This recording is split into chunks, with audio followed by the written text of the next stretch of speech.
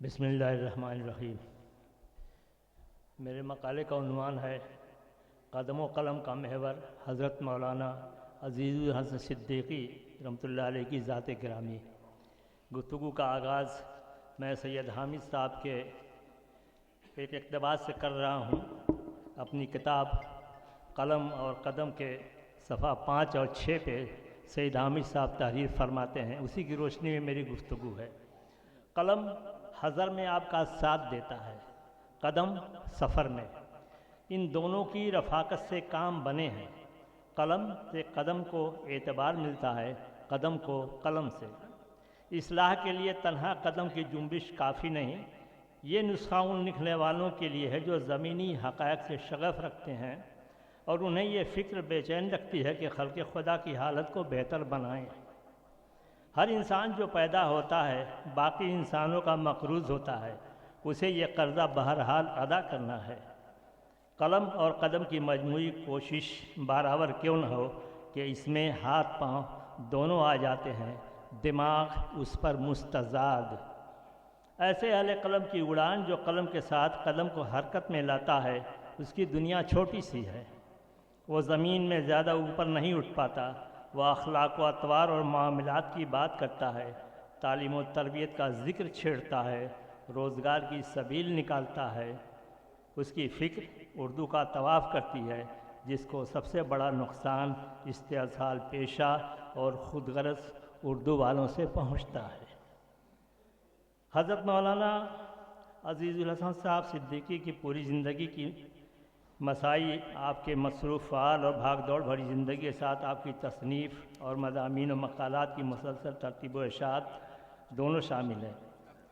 قدم کے ضمن میں آپ کی خدمات و فتوحات کا ذکر پہلے کر رہا ہوں کہ اولیت اسی کو حاصل ہے جس نے پوری زندگی آپ کو مصروف فعال اور سرگرم رکھا۔ نمبر 1، مادر علمی مدرسہ دینیہ کی 60 سالہ خدمات و انتظام انصرام کی، جس کی بدولت اس کی حیثیت ایک مکتب سے اور نامور تعلیمی اور مرکزی ادارے کی ہو گئی۔ یہ خدمت حضرت مولانا کی زندگی کو نمونہ عمل بنانے کے کافی تھی۔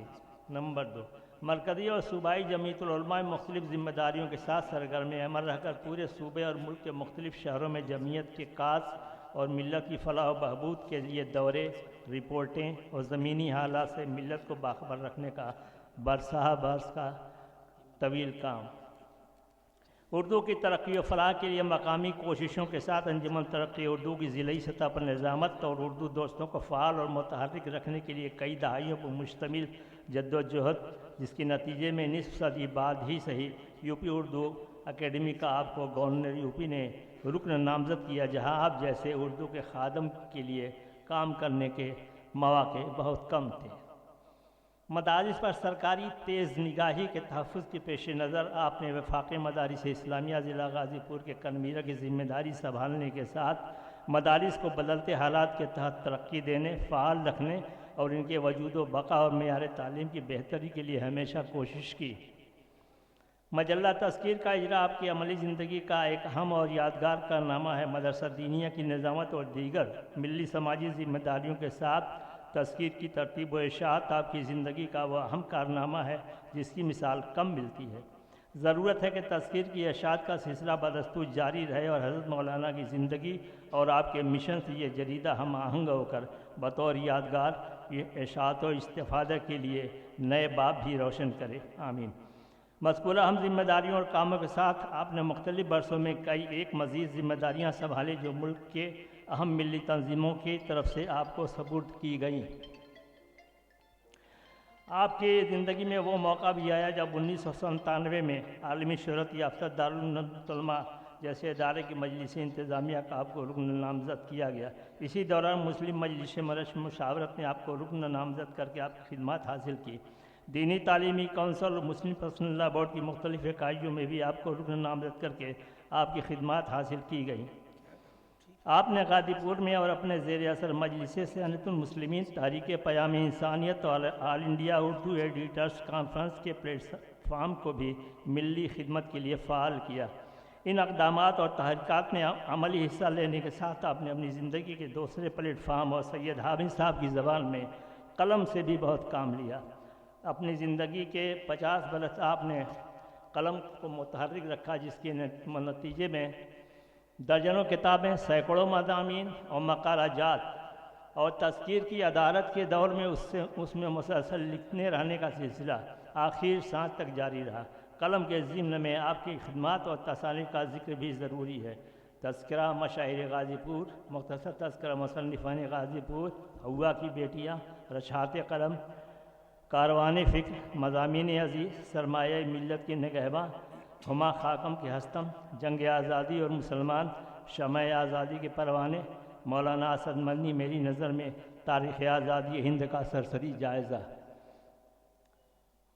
میں نے گزشتہ 30 برس کے دوران حضرت مولانا کے قلم و قدم کو جس انداز میں فعال دیکھا ہے، اس پر بار بار غور کر کے اس نتیجے پہ پہنچا ہوں کہ آپ کی تعلیم، پھر والدین اور بزرگوں کی تربیت، ملکی سیاسی ملی حالات، مختلف آزمائشوں سے گزرتے ہوئے مدارس اور مسلمانوں کے حالات نے آپ کو اندر سے ماشاءاللہ اتنا مضبوط اور فعال بنا دیا تھا کہ مرعوبیت اور احساس کمتری نے آپ سے شکست تسلیم کر لی تھی۔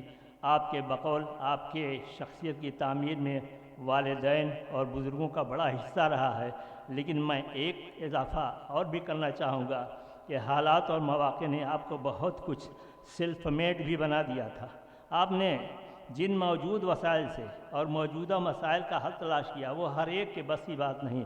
آپ کی کامیابی میں ایک حصہ یقیناً آپ کے والدین اور بزرگوں کی تربیت کا ہے، لیکن ایک متعدد حصہ آپ کی سیلف میڈ شخصیت کا بھی ہے، جس نے آپ کو ملت کے مسائل کے حل کے لیے ہمیشہ تازہ دم اور فعال رکھا۔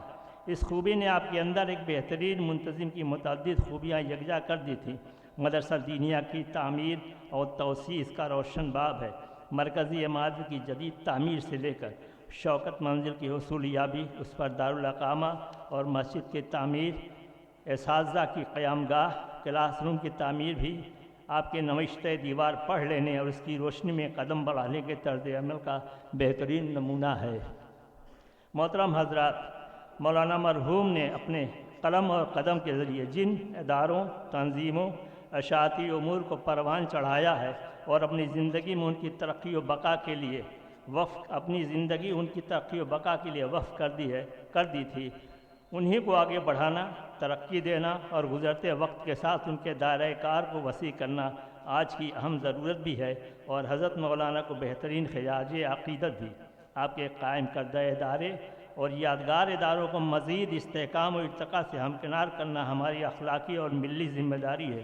انشاءاللہ آج کا یہ سیمینار حضرت مولانا کے کاموں کو مزید رفتار دینے میں رہنمایانہ کردار ادا کرے گا انشاءاللہ۔ شکریہ بہت شکریہ۔ عز و شان وطن، مرکز علم و فن، مدرسہ دینیا دین کا ہے چمن۔